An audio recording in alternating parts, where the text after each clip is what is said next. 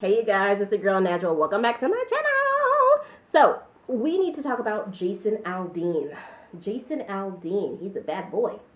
He is coming up under a lot of scrutiny because of his recent music video. I'll give you the name in just a sec. Yes, try that in a small town. JasonAldean, I'm from a small town. And yeah, if I heard any of the people, I've never heard any of the people from my small town talking the way that you're talking. It's it's really bizarre. Um, Guys, I just something is happening right now where people are like really going after power, and it's it's manifesting itself as you look like a bigot, you look like a bigot. And maybe somewhere in there they are bigot, but some people aren't really bigots. They see a benefit.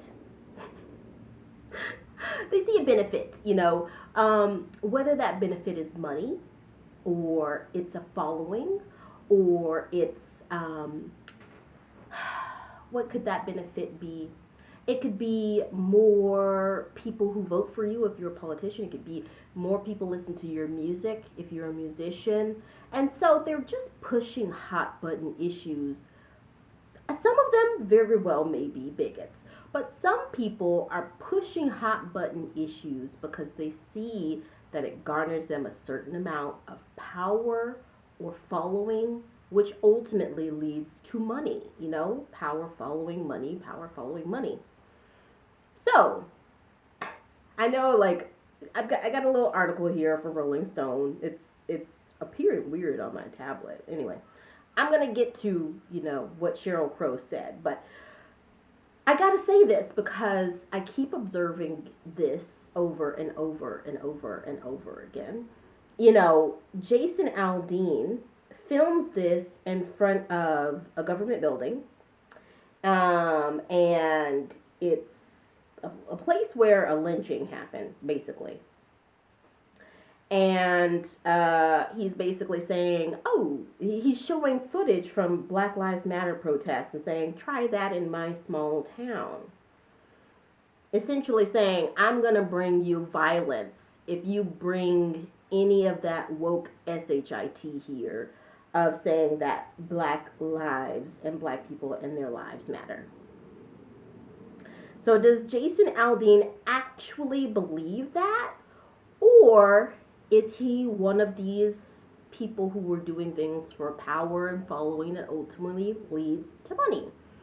Now let me clarify what I mean there about this power and following that ultimately leads to money. Perfect example, Rhonda Santos.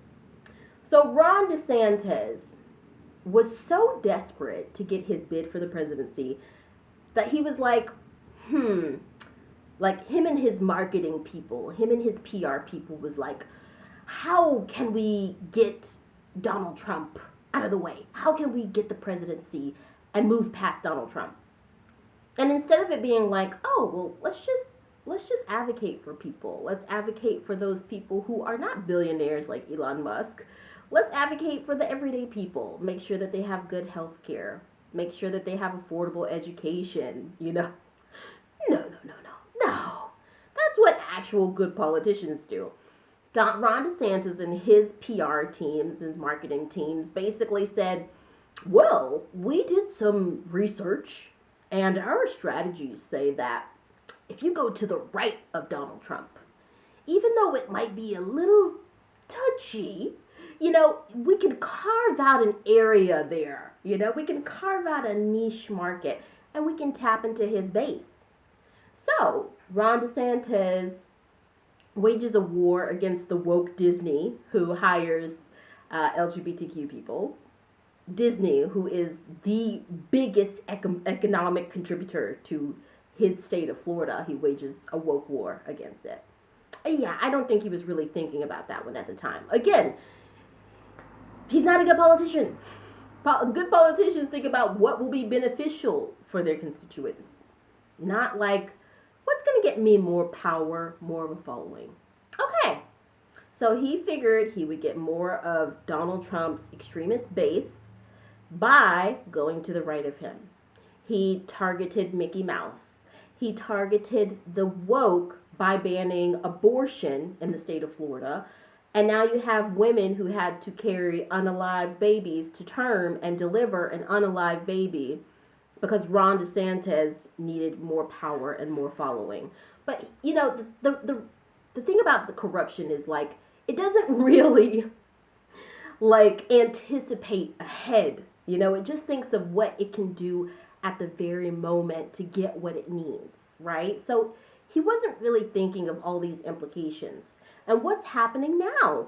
You see in the state of Florida that the lawmakers just passed regulation within the school system so that slavery, when it's taught in schools, it needs to be shown the benefits of black people being raped and pillaged and forced into labor, forced to be property and tools of their masters.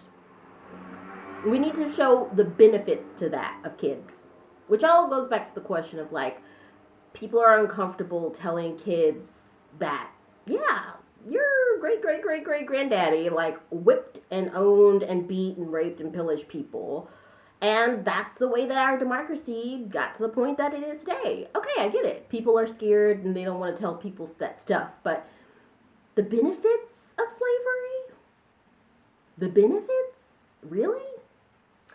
So when Rhonda Santos was asked about this recently, when he was asked, that's that southern twang for you. When he was asked about this recently, he said, well, you know, I wasn't personally involved in that, you know, in that lawmaking, and so I can't really speak to that, but I know that it was handled perfectly because it was handled by scholars, and so, yeah, there's not much more that I can say. Okay. So he doesn't understand that it's a domino effect when you bring bigotry and misogyny and racism into the question at hand, that it's just like a domino effect, and that reverberates. Again, people like this, they see power and following and money, and they don't really think too much. They don't anticipate too much of the consequences. Everything is for the now. I'll give you another example, and we'll get back to JasonAldean, but we got to put these examples out there so people can really finally see this is not the route you want to go down. You know, like, yeah, there are times where being devil's advocate is, like, good, but marking yourself as a racist, as a misogynist, as a history whitewasher, it's just not the side of history that you want to be down. And I think that people are finally speaking up against that, because for a while now people have been silenced, but it's like, we got to talk about this. Otherwise, democracy is really, I mean, it's kind of at jeopardy here. Donald Trump is another perfect example of that, going after money or power or following. Back in 2015, 2014, I think, when he first mentioned he would run for president, and then 2015, I think he officially announced. Back in 2015, did Donald Trump really have in his mind that he would cause an insurrection, that under his tyranny, 24 people would die, 24 people in Mexican ICE camps would die? Did he anticipate Charlottesville? Did he anticipate just, you know, the rising up of basically doggone near civil war in the United States? Did he anticipate causing tension that jeopardizes the safety of America by stirring up decades long and century-long difficulty with Russia and North Korea and China? Did he realize that that's what he was going to do? The answer for me is yes and no. I think on the one end, Donald Trump has always been a misogynist, a racist, a bigot. I think on another end, like I said, when you're going after that short-term money and power, prestige, I don't really think you can clearly see the path ahead. And so where Donald Trump is today, I don't know that he necessarily knew that this is how this was all going to play out. Because, again, you don't anticipate that domino effect. Now we come to JasonAldean. So JasonAldean, again, puts out this extremely tone-deaf music video. And he is defending it to the hilt. Now, I'm from the South. I like country music. But, you know, you can make country music without being extremely, extremely offensive to many of the people who enjoy listening to your music to satisfy a group of others who also enjoy listening to your music. And so, JasonAldean, well, let's read the article and then I'll kind of give you my thoughts on it. The article from the Rolling Stone was bugging, so I pulled it up from Variety. So this is an article from Variety. This is by Zach Sharf from July the 19th, 2023. Entitled, Sheryl Crow calls out JasonAldean for promoting violence in controversial Try That in a Small Town song. This isn't American, it's just lame. So the article says, Sheryl Crow is one of the more high-profile names calling out country music star JasonAldean after he dropped the controversial music video for his song Try That in a Small Town. Aldean shot the clip in front of a courthouse in Columbia, Tennessee, where a black man was lynched in the 1920s. The lyrics of the song have widely been accused of being pro-gun and pro-violence, but Aldean has denied those claims. I'm from a small town. Even people in small towns are sick of violence, Crow wrote on Twitter in a message aimed at Aldean's account. There's nothing small town or American about promoting violence. You should know that better than anyone, having survived a mass shooting. This is not American or small town like. It's just lame. Sheryl, girl, you better go. And thank you so much for speaking out about this. Because, you know, if you noticed, Sheryl didn't say anything about race. She didn't say anything about race. You know, and there's a lot of white people who are, let's to be honest, very, very uncomfortable talking about the implications of slavery, just talking about black and brown people's perspectives, their unique perspectives and opinions around slavery. A lot of white people are very uncomfortable talking about that. But at the very least, even if you're uncomfortable talking about it, you can not condone violence. You can denounce all forms of violence. You can sort of renounce those and sort of really make a stance to say, hey, I'm not for this. Crime is crime, no matter who you are. Especially when it's something that pushes a narrative such as this white supremacy, racist, you know, and it's all wrapped in it. JasonAldean can say whatever he wants to say, but this is all wrapped up in this. You can't be so tone deaf to say, oh, I'm so innocent. Oh my God, what do you mean? I never ever would have thought. I never would have thought that this, I actually just met, no, man, come on. You know what's going on. And you know, when I see stuff like this, because KidRock, who I also really used to like KidRock, you know, I remember the movie Osmosis Jones. Really showing my age here. I'm such a millennial. But I remember the movie Osmosis Jones, and KidRock was on that soundtrack. And he had a little character in the movie. I had that movie on VHS. I used to watch it so many times. And being from Alabama, I was like, oh my God, I love KidRock. Like, this is the younger me. I was like, dude, he is representing the South. Like, he is not afraid of what people will think. He's got this like gangsta, you know, southern cowboy swag, you know.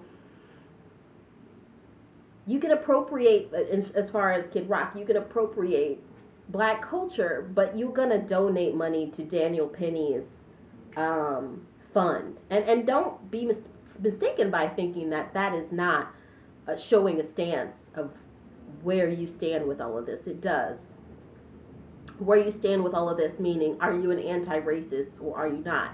And in that case, it shows to me, at least me and a lot of people, that you're not an anti-racist. I mean, even DollyParton had to snip from one of her projects because it was like, dude, this is, you're marking yourself on the wrong side of history.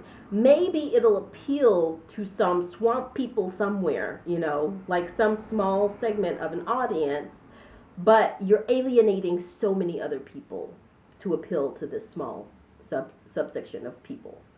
And when I saw KidRock donate to Daniel Penny's fund, his legal fund, I went and researched, and I was like, you know what?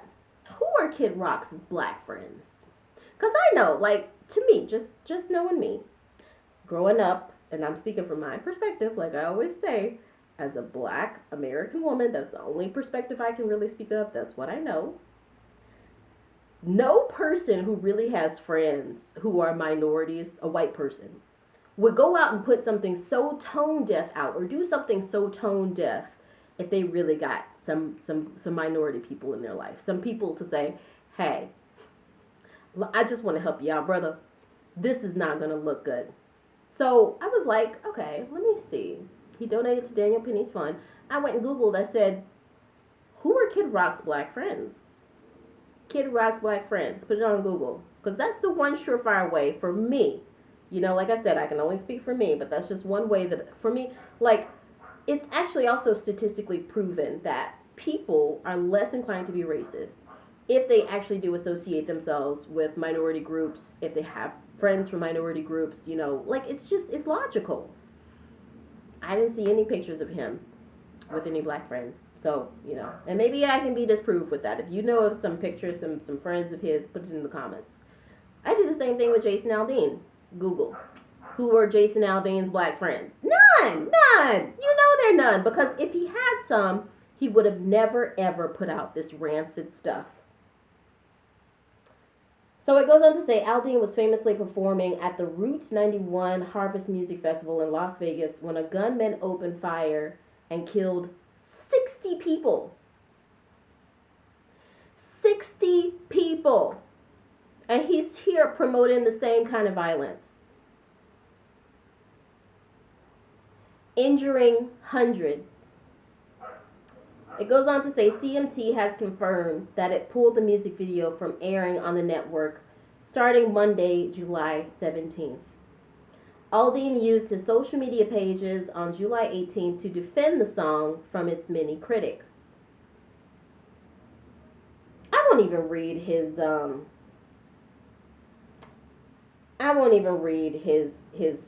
defending, because there really is no defending. But CMT pulled it.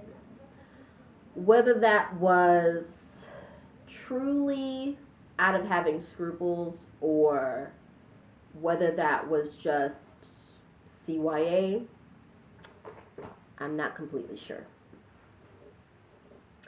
But I do think that people are becoming woke.